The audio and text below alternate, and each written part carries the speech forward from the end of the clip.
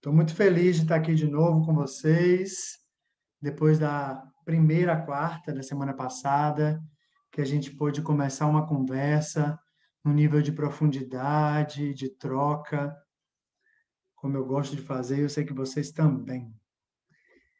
A ideia é que a gente possa conversar mesmo mais um pouco, e agora com a provocação que eu lancei, tanto no card quanto numa enquete que eu fiz aqui no meu Instagram.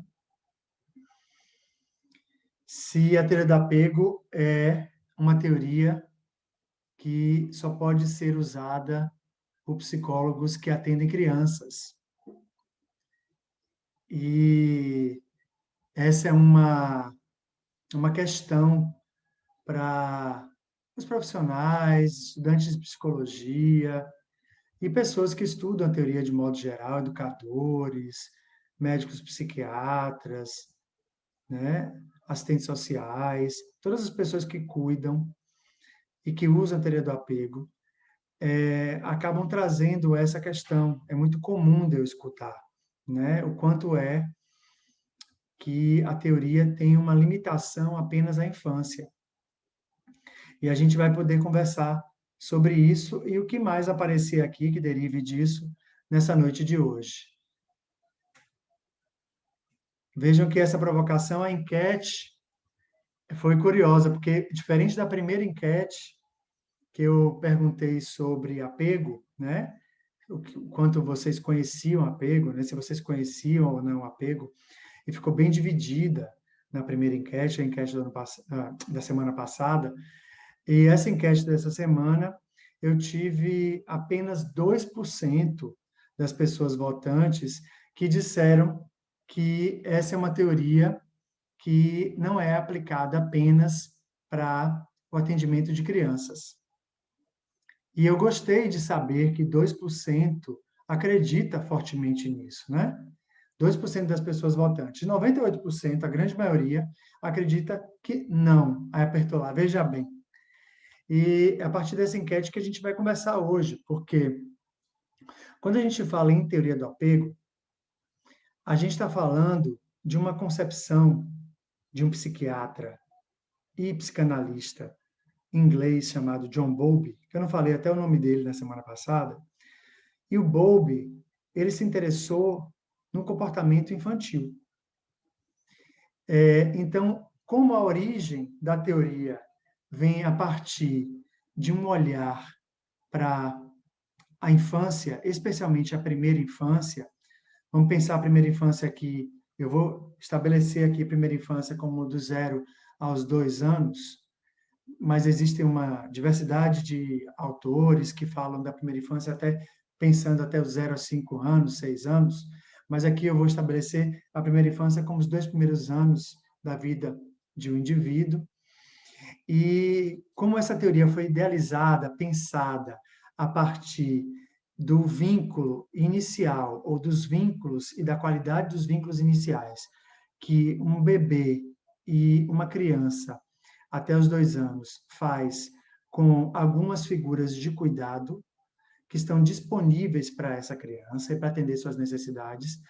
Essa origem, estudando o comportamento infantil, o sistema de cuidado adulto, que se disponibiliza para atender as necessidades dessa criança, acaba-se pensando que é uma teoria que precisa ser aplicada e só pode ser aplicada apenas à infância. Isso é um equívoco, né? Porque, mesmo que a teoria tenha tido essa origem em entender o desenvolvimento do processo de apego, que a gente falou na semana passada, do conceito dele, né? Que é uma forma, um sistema afetivo, comportamental, que a gente traz desde o nascimento e a gente põe esse sistema afetivo comportamental em prática com os cuidadores que estão disponíveis no nosso contexto de vida, né? E aí, nosso contexto proximal, que pode ser a casa dessa criança, a moradia dessa criança, pode ser uma instituição que ela viva, pode ser a rua. Então, todos esses contextos de cuidado, a criança ela vai direcionando esse sistema afetivo comportamental para garantir o quê? Proteção e sobrevivência. Então, a gente falou um tanto disso na semana passada, né? Como nós nascemos extremamente dependentes, então a gente precisa gritar para o mundo que a gente precisa de alguém mais capaz que a gente para cuidar da gente e fazer com que a gente sobreviva. Esse é o princípio do apego, né? E por a gente fazer isso no início da vida, então é na primeira infância que o apego ele tem a sua maior força, porque é na primeira infância que a gente vive as nossas maiores dependências. Isso não quer dizer que a dependência seja exclusiva da infância, mas existe aí um repertório do bebê comportamental, afetivo, cognitivo, emocional, ainda rudimentar. É como se ele nascesse ainda precisando amadurecer muitas funções desse bebê. E essas funções, elas vão sendo amadurecidas através do contato com o outro. Elas não amadurecem espontaneamente. Elas não amadurecem apenas biologicamente, né? Nem biologicamente a gente nasce preparado, nem programado. A gente nasce com a propensão ao desenvolvimento que precisa muito do contato com as pessoas. Por isso que eu defendi aqui a ideia de uma dependência saudável. Então, a gente nasce extremamente dependente. E por nascermos extremamente dependente, na primeira infância, a gente vai gritando para o mundo, a gente chora, a gente grita, depois quando a gente começa a ter algum tipo de autonomia de movimento, a gente começa a engatinhar, a gente começa a se colocar de pé, a chamar, a grudar, a agarrar. Então, essa evolução do bebê e da criança até os 2 anos, isso é quando o apego ele tem um auge. Aí é como se o apego estivesse sendo formado. E por isso, a gente pode pensar de que um trabalho de um psicólogo, de um terapeuta, ou de um educador, de um assistente social, que utiliza essa teoria com crianças nesse início da vida, é um trabalho que pode ser preventivo. E aí é muito importante a gente falar nisso, porque até mesmo antes dessa criança ser criança, quando ela ainda é um bebê na barriga da mãe, ela está sendo gestada por essa mulher, esse bebê já tem um tanto de comportamentos de apego, que a gente chama de pré-apego. Não é apego ainda, por quê? Porque o bebê ele precisa pô-lo em prática no ambiente de cuidado dele. Eu vou deixar a live salva sim. E eu quero aqui dizer uma coisa. Eu tive um problema com a transmissão do YouTube. Acabou que, como eu tive esse problema, a minha equipe está tentando resolver. Eu não vou conseguir transmitir no YouTube hoje. Peço desculpa e perdão a vocês. E por isso eu vou disponibilizar a live no meu YouTube, salva, logo. A primeira eu tive um problema também, consegui resolver com a minha equipe, e já está salva, a da quarta-feira passada, e também está aqui no Instagram.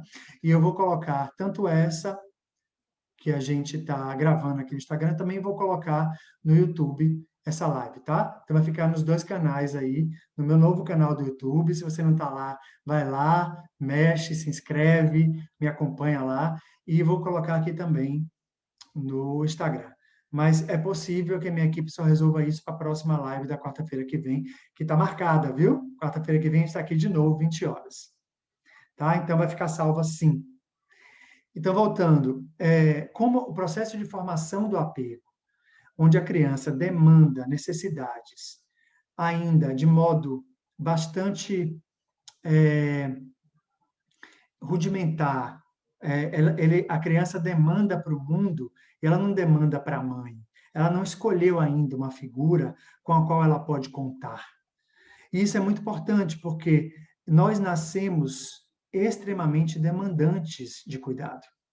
Nós nascemos extremamente com um repertório biológico, comportamental, afetivo, sinalizando para o outro que a gente precisa dele perto, para eu aprender a lidar com esse mundo, com todas as ameaças, riscos e potencialidades que esse mundo apresenta para mim. Então, veja que o sistema de apego, no início da vida, na infância, não é um sistema espontâneo, mesmo que ele tenha um caráter biológico, que prepara essa criança, mas precisa muito do contato com as pessoas. Então, o bebê grita para o mundo, alguém vem, socorre ele, e essa pessoa, quanto mais constante ela é, quanto mais previsível ela é, quanto mais estável ela é, isso não quer dizer que o sistema de cuidado, o pai, a mãe, a avó, a babá, um cuidador na instituição, um educador, um professor e um terapeuta, mais adiante, um psicólogo, como muitos de nós aqui, ele não possa ter momentos de instabilidade também quando ele está cuidando de uma criança. Esse momento de instabilidade ele vai acontecer, afinal a humanidade é um caráter decisivo para a gente formar vínculos. Se a humanidade, se a gente se expropria, se a gente se retira desse caráter de humanidade, quando a gente também se permite vulnerabilidade, quando a gente está em contato com o cuidado de uma criança, a gente também não pode pedir socorro ao nosso sistema de cuidado. Então, para que nós adultos possamos cuidar de uma criança, é possível que a gente vá, nesse contato com uma criança, ela demande, incite na gente uma série de emoções que a gente desconhecia até então. Então, com isso, já estou dizendo de que o apego ele não pode ser restrito a uma fase da vida. O apego ele acompanha todo o nosso ciclo de vida. E por isso, quando a gente fala de apego, a gente está falando de cuidadores em diferentes fases da vida. Então, mesmo que a gente pense uma origem no início da vida, e de que muitos psicólogos infantis precisem conhecer essa teoria a fundo para fazer suas intervenções, educadores infantis, pessoas que trabalham com educação infantil, pessoas que trabalham com crianças, precisem conhecer a fundo essa teoria como forma de aplicá-la de maneira a pensar como é que esse apego está se formando com as figuras primárias de cuidado dessa criança, que são os primeiros cuidadores dessa criança, mas também para ver como é que essa outra figura de apego, que pode ser o educador, o terapeuta, o psicólogo infantil, ele pode também funcionar como uma base segura e com uma disponibilidade emocional para dar suporte e apoio a essa criança diante do que ela ainda desconhece de confusão emocional, desse turbilhão de emoções que ela vai encontrando na medida que ela vai se desenvolvendo. Porque se desenvolver é uma tarefa igualmente árdua e linda. Né? Quando a gente fala de desenvolvimento, a gente fala de uma tarefa de encontrar uma série de questões que a gente desconhece em nós e que precisa de alguém que tenha o mínimo de andança, de caminhada e que possa dar um mínimo de suporte para essa criança aprender a lidar, começar a aprender a lidar com o que está acontecendo no corpinho dela, nas emoções dela, nos afetos dela. Né? Então, nós somos pontes muito poderosas, nós adultos, nós cuidadores, nós somos pontes muito poderosas para que a criança, uma vez que ela confie em nós, cuidadores, ela possa passar a confiar nela e no mundo. Entende? Então, esse ponto é muito importante aí. E isso não encerra na infância. Mesmo que na infância a gente tenha esse período de auge, onde a gente começa a escolher pessoas com as quais a gente pode contar, a gente vai levando essas experiências para a vida inteira. E isso é muito importante aqui, porque o apego acompanha a gente desde o momento que a gente está mais seguro no ventre da nossa mãe, da nossa origem materna, desse sagrado feminino que é o ventre materno, até o momento da morte. Então, o Bowlby diz que acompanha a gente do berço ao túmulo, mas eu vou ousar dizer aqui que antes do berço já tem um processo de apego acontecendo aqui, quando a criança já faz registros sensoriais, inconscientes, das experiências que vão acontecendo do lado de fora desse processo gravídico dessa mulher e dessa família que está grávida, e que essa criança já vai experienciando no corpo, na audição, quem é aquela voz mais presente, né? Qual é o barulho que está acontecendo aqui fora em termos de tumulto, de caos, de aninhamento, de paz. Então, essa criança, ela já vai, como se fosse, construindo pequenos códigos, ainda muito rudimentares e sensoriais, desse ambiente externo que ela vai ter que lidar, mas ela não lida sozinha. Então, ela vai tendo que precisar dessas pessoas para ela ir aprendendo a lidar. E à medida que a criança vai construindo autonomia na segunda e terceira infância, você vê que ela vai começando a aprender a lidar com o mundo, precisando menos do contato físico com as pessoas. O bebê e a criança pequena ainda precisa muito do contato físico, da proximidade, para ela perceber de que o corpo dela tem um centramento, de que o corpo dela existe. Então, a cola do corpo da mãe no corpo do bebê dá uma noção, primeiro, de indiferenciação de quem é quem, mas depois, à medida que a mãe vai se separando desse corpo, separando o bebê, que é uma separação necessária, isso também vai trazendo um luto para os dois, um luto necessário, porque faz também com que a criança comece a construir uma ideia de que ela tem um contorno diferente do contorno do corpo da mãe.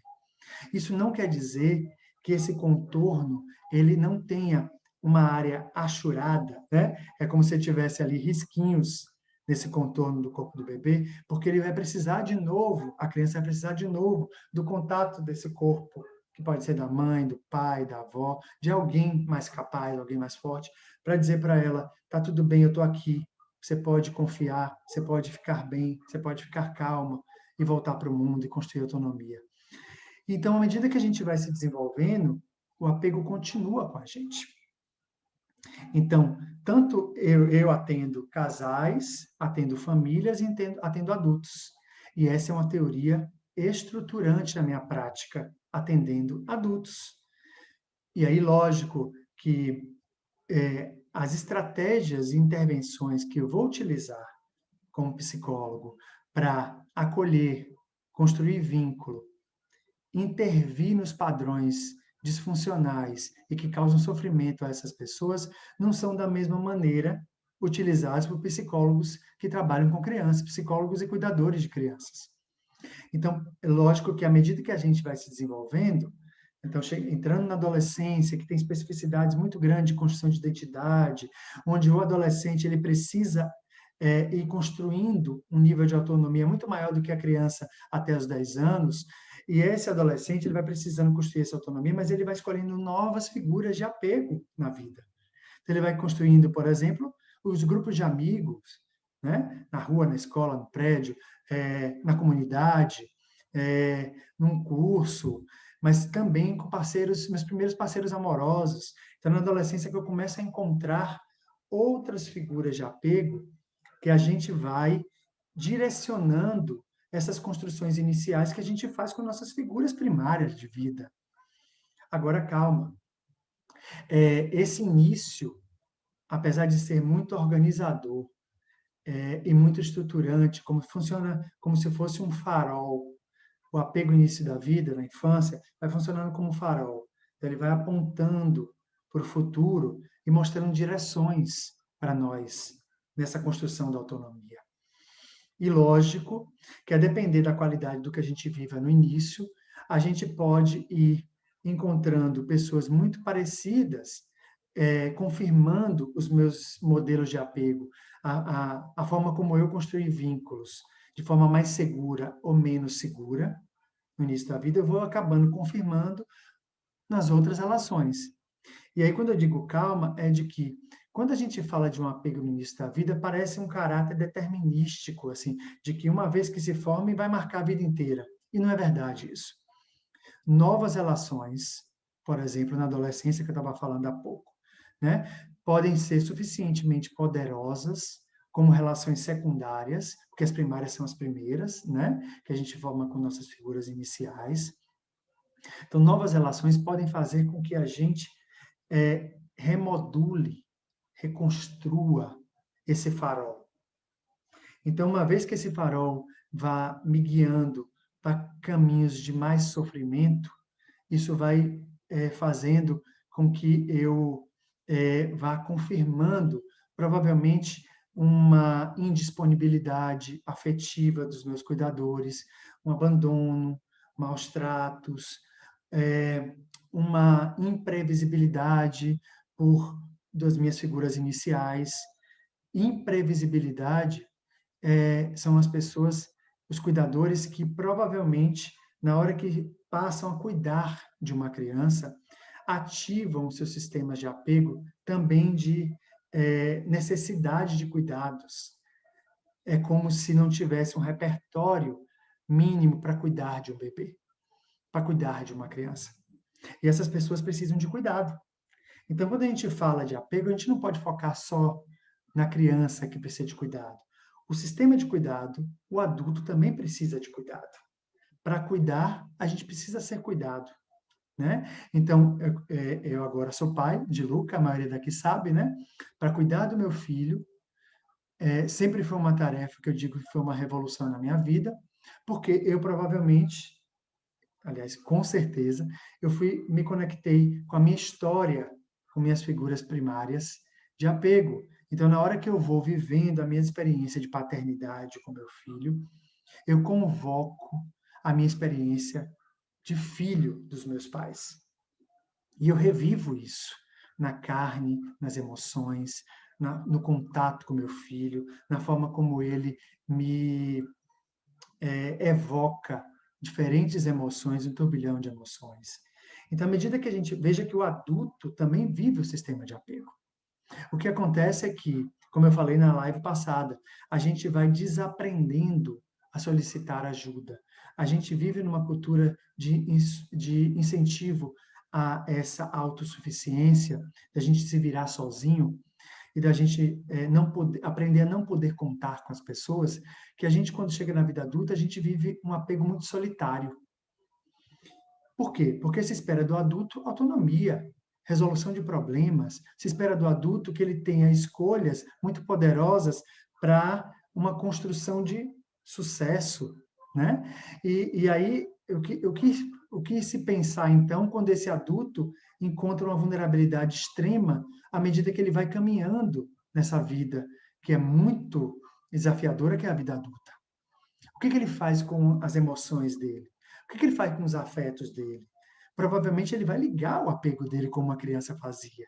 Só que como adulto, não existe uma autorização cultural para esse adulto chorar, para esse adulto gritar, para esse adulto suplicar por ajuda, para esse adulto ou simplesmente pegar o telefone e dizer: amigo, amiga, estou mal, estou péssimo, preciso do seu colo. Então, eu sei que você aí deve fazer isso. Então, se você faz isso, isso é muito bom. Se você não faz isso, eu estou te fazendo um convite para olhar para justamente o que se calou dos seus comportamentos de apego, da sua forma de lidar com a sua vulnerabilidade ao longo da sua existência, ao longo do seu desenvolvimento. Nós, homens, aqui tem alguns homens, né? A gente aprende a lidar com as nossas emoções calando-as. A gente aprende a lidar com as nossas emoções é, é, fazendo com que a gente afaste-as, porque o nosso grande objetivo é ter sucesso, sucesso profissional, sucesso nas nossas escolhas matrimoniais, nossas escolhas de parceiros, de parceiras, sucesso na paternidade. Então, uma exigência de sucesso, e sucesso atrelado a um maquinário que tem que funcionar sempre de forma bem estável. E a gente sabe que a instabilidade é uma característica humana. A instabilidade e a vulnerabilidade são características que convidam a gente à conexão com as pessoas. Então, o que eu quero dizer aqui, muito fortemente, é que todos nós cuidadores precisamos conhecer a fundo essa teoria para poder aplicá-las de diferentes maneiras, a depender do ciclo de vida da pessoa que você acompanha. Então, é muito diferente cuidar, intervir, acolher, construir vínculo com uma criança no primeiro ano de vida. É muito diferente cuidar, construir vínculo, acolher uma família grávida, uma mãe que está no puerpério, né? É muito diferente você que trabalha com psicologia perinatal, né? psicologia puerperal. Então, é muito diferente você que trabalha com adolescentes, de construir vínculos com esses adolescentes, quando ele está no momento de não centralizar seu apego para uma pessoa, mas para o mundo. Ele está gritando mais para o mundo do que para... E não vai gritar para os pais, porque os pais passam a ser figuras que ele quer uma distância para ele ter uma identidade de contorno diferente daqueles que os pais deram a eles, diferente do script que os pais idealizaram para aquele adolescente. E é por isso que o adolescente, quando ele começa a desconfirmar os scripts que os pais idealizaram para eles, eles começam a gerar um tanto de necessidade de outros tipos de contornos que ele vai encontrar fora do contexto da casa onde ele viva. E isso gera muito conflito com os pais, porque os pais se sentem profundamente abandonados por seus filhos nessa hora. Essa é a sensação de pais de adolescentes, de que seus filhos estão abandonando eles, sendo que, na verdade, eles estão com outras necessidades que os pais precisam reconhecer. E nós adultos a mesma coisa. Então a gente passa de uma extrema dependência no início da vida, onde nós, cuidadores de crianças, precisamos conectar com isso, de uma dependência saudável. A gente passa por essa criança começando a dar os primeiros passos, a olhar para o mundo de forma a se colocar de pé e olhar esse mundo diferente de quando ela estava sob 4 apoios, diferente de quando ela só engatinhava, se rastejava. Então, essa criança, quando se coloca de pé, o ponto de vista do mundo dela muda e ela convida todo o sistema interno dela a se reconfigurar também. E se nós adultos não podemos acompanhar essa potência de mudança que o ciclo de vida vai trazendo para a gente, se nós cuidadores não podemos acompanhar isso, a gente não faz intervenções poderosas e que sejam adequadas para o que aquela criança está trazendo, aquela criança, aquele adolescente, aquele adulto ou aquele idoso vai trazer de necessidade. Então isso é muito poderoso, porque no envelhecimento a gente sabe que por conta de perdas biológicas, funcionais, cognitivas, é natural que se espere que a gente volte à dependência. E aí, o idoso, ele pede justamente uma inversão cronológica daquilo que ele já foi. Se ele foi o cuidador dos filhos, agora ele convida, através do seu sistema de apego, para os filhos serem os cuidadores desse idoso. Olha que beleza tem isso, mas também muito desafio para quem está sendo cuidado e para quem está cuidando. E lógico que isso dentro de uma esfera sociocultural que vai validando, invalidando esses sistemas de vinculação, de apego, de construção de vínculos. Tá? Deixa eu dar uma olhada aqui no que vocês estão falando. Tem amigos aqui, eu não vou conseguir falar com todo mundo. Um beijo, amigos, pessoas do meu coração, família, pessoas que eu estou conhecendo hoje, sejam muito bem-vindos, bem-vindas, bem-vindes, né? Você de que gênero for, seja muito bem-vindo. Deixa eu ver aqui o que vocês estão falando. Tem muita gente conversando aqui. Verdade, maravilhoso. Meu amigo, além de super inteligente, lindo e com coração maravilhoso. Ah, meus fãs, beijo. Beijo, meu querido. Te admiro muito. Deixa eu ver aqui, perguntas aqui. Só um momentinho. Uma fase que requer observância, sem dúvida, bem relevante. Todas as fases da vida requerem observância, não só a infância. A gente aprende, como cuidadores, que atribuir um caráter especial apenas ao início da vida. E eu digo para você que todas as fases da vida têm caráter muito específicos e especiais. E a gente precisa, como cuidadores de pessoas, considerar todas as especificidades e especialidades que cada fase da vida traz.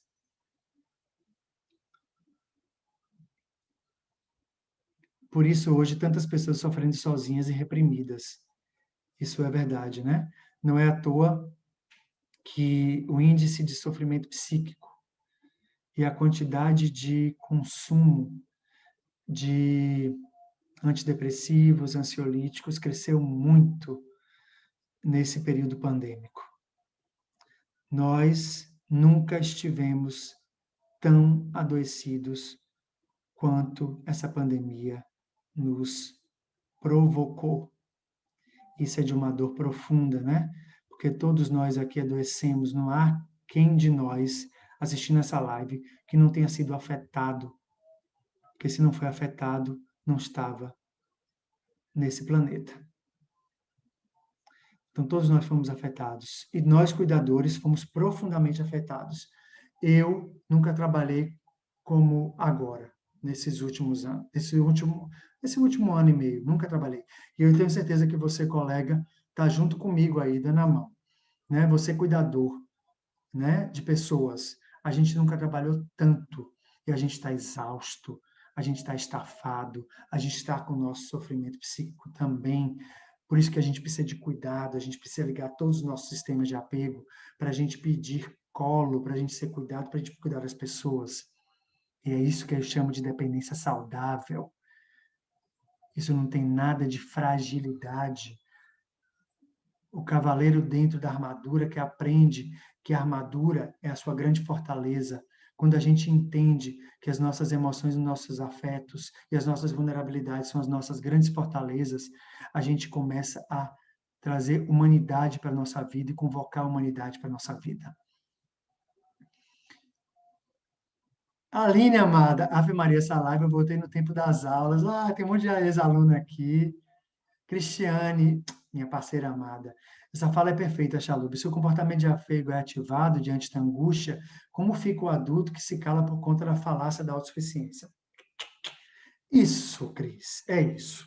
Né? Nós que somos cuidadores de adultos, uma das coisas, e eu estou preparando um encontro muito poderoso com vocês, e eu falei a vocês na semana passada que eu ia disponibilizar o link de inscrição para o encontro particular, pessoal, que a gente vai ter com as pessoas que só se inscreverem no link que já está aqui na minha bio.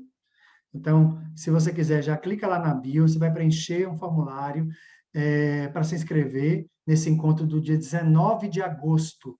Vou anotar aqui, tá?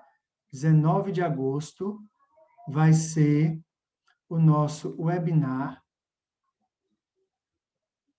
onde eu vou poder entregar para vocês formas de intervenção nas diferentes fases da vida, né, mostrando a aplicabilidade de uma teoria que é muito falada de maneira epistemológica, de maneira cabeção, mas é pouco utilizada de forma pragmática. As pessoas não sabem utilizar, conhecem muita teoria, mas pouco sabem utilizar para transformar, alterar a vida das pessoas como maneira de reconstruir, remodular as suas experiências iniciais ou até as experiências ao longo da vida, até chegar no processo terapêutico, por exemplo, que é a minha área, ou chegar numa relação de cuidado ao longo da vida, por exemplo, na vida adulta, no envelhecimento, onde essa relação desconfirme a insegurança internalizada dos modelos iniciais, das experiências iniciais, que podem ter sido traumáticas para essa pessoa. Então,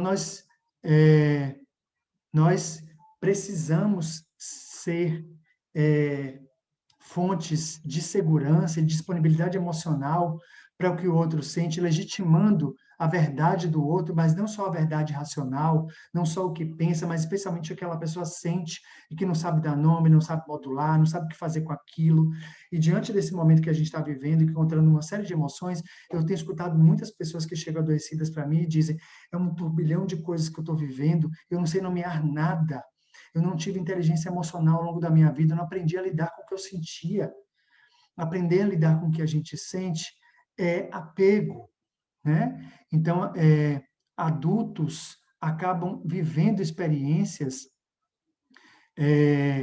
de desligamento do sistema de apego, porque ligar apego é mostrar necessidade. Ligar apego é dizer que precisa. E à medida que a gente vai desligando, a gente vai entrando no processo de isolamento. social, a gente vai desistindo do contato com as pessoas, começando a estar numa companhia que parece ser mais segura só comigo, mas não com o outro. Né? O mundo passa a ser muito ameaçador. E uma experiência, apenas uma experiência, com um terapeuta, com um psicólogo, com um educador, com um professor, pode ser suficientemente poderosa para voltar a fazer com que aquela pessoa volte a acreditar no contato com alguém, na confiança em alguém, em mostrar sua vulnerabilidade para alguém. E é isso que a gente está falando aqui, de que quando a gente e não precisa ser todo mundo, não, tá? A gente não precisa sinalizar, porque a gente não faz isso, não. Na vida adulta, a gente vai escolhendo, selecionando algumas poucas pessoas, pode ser uma, duas, mas que a gente tenha alguém que seja colo, que seja abraço, que seja aquecimento do nosso coração quando a gente está gelado no corpo, quando a gente está sem rumo, quando a gente se diz perdido, quando a gente se diz com as emoções que a gente não sabe nomear, quando a gente não sabe dizer.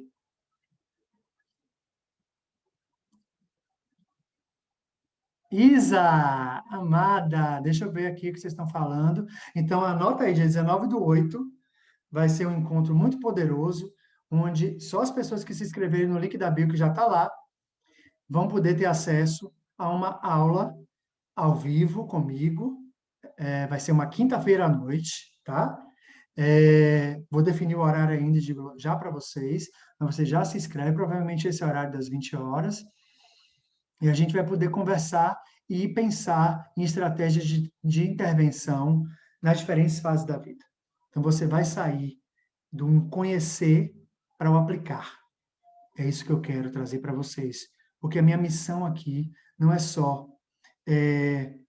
transformar vidas pelo contato poderoso, seguro e amoroso, mas especialmente minha missão aqui é poder dividir, compartilhar o que eu sei com outros colegas, para que a gente, de mãos dadas, possa ajudar muitas pessoas que estão num nível de sofrimento aí assustador, e que a gente, de alguma maneira, a gente pode sim, como cuidadores de saúde mental, a gente pode fazer e deve fazer por nós e pelas pessoas.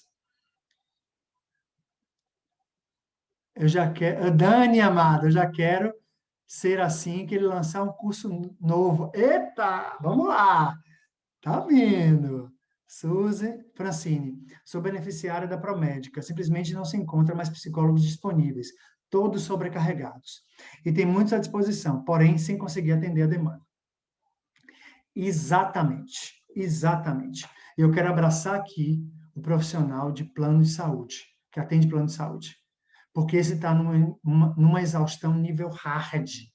Se nós, profissionais que atendemos em clínica particular, que não atendemos plano de saúde, já estamos exaustos, precisamos de colo de cuidado, né? Eu, depois de atender 8 pessoas, às vezes, que eu atendo no dia, um ou 2 dias que eu faço isso, pelo bem da minha saúde mental, os outros eu atendo no máximo 6, eu preciso do colo do meu marido, preciso do colo do meu filho. Meu filho, sim, pode ser colo para mim, tá? Meu filho com 2 anos, ele nem sabe, porque eu não estou ali demandando para ele. Eu sei que ele não pode satisfazer as minhas necessidades, mas eu só preciso do contato dele, olhar para ele, o sorriso dele, o olhar dele cúmplice para mim, ou ele dizer papai tchau, ou até mamãe, como vocês já viram um post que ele me chama também. Agora é papai tchau e papai Cris. Então, quando ele diz papai tchau, ele está precisando, mas esse contato, mesmo ele precisando, já é muito importante para mim também, porque eu vou sendo cuidado também no contato com ele. Então, quero abraçar você, cuidador, que trabalha para o plano de saúde, porque eu sei que sua exaustão, seu burnout está num nível hard. Eu te digo, esteja desconectado do cuidado e vá cuidar de você quando você chega em casa, com seus filhos, vai cuidar, vai deitar no colo do seu companheiro, sua companheira, da sua mãe, do seu pai. Mesmo adulto, a gente desaprende a deitar no colo de mãe e pai, né? A gente desaprende a deitar no colo de amigo, a pedir um abraço. Então é isso, e muitas vezes é suficientemente isso que faz com que a gente recarregue as energias e a gente continue a viver. Amélia, já estou com a roupa de ir. Se inscreve. Jéssica botou aqui. Quando convivemos com alguém que não teve uma figura de apego na infância, é ver a dor estampada e escancarada. Jéssica, tem uma coisa aqui que é importante de dizer. O apego é uma necessidade humana de sobrevivência. Então, não é possível a gente não ter uma figura de apego. O que acontece é que muitos têm uma figura de apego indisponível, que maltrata, que abusa, que abandona. Isso são casos mais extremos. E essas pessoas, esse sistema de cuidado que abusa, que maltrata, que abandona, também, ao fazer isso, que a gente chama aí de, vamos chamar aqui de maus tratos, que marca profundamente o desenvolvimento dessa pessoa ao longo da vida, essa pessoa também precisa ser cuidada.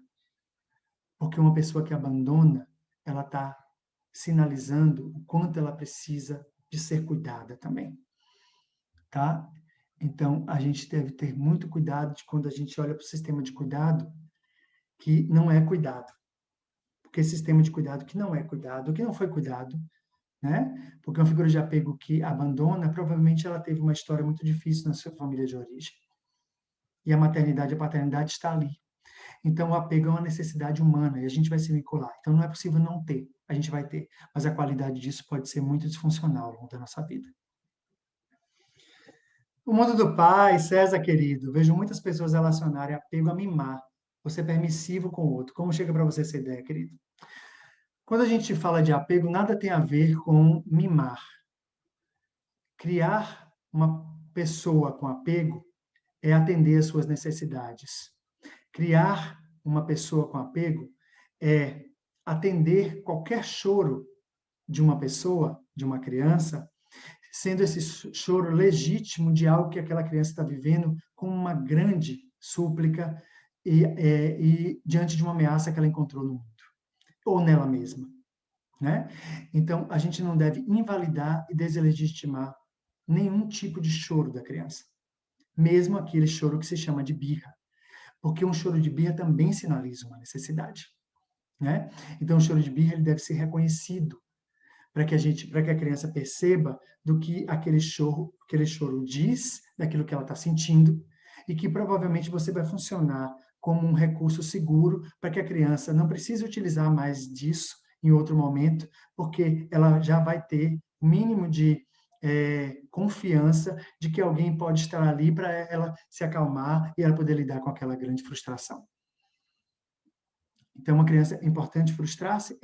Mas frustrar-se com apoio e segurança, com alguém disponível. Frustrar não é sinônimo de abandono. Então, apego nada tem a ver com mimar. Apego é estar disponível. Eita, de novo não vou dar conta aqui não. Muita coisa. A minha figura de apego quando criança era Jesus. Janete, que importante ouvir isso. Especialmente, eu ouço isso muito de adultos e idosos, quando a crença de fé, seja ela qual for, funciona como um sistema de cuidado de apego. Então, mentalizar uma figura de fé, uma instância de fé, algo que nos traga asseguramento, que passe pela crença de fé, é também um recurso de apego.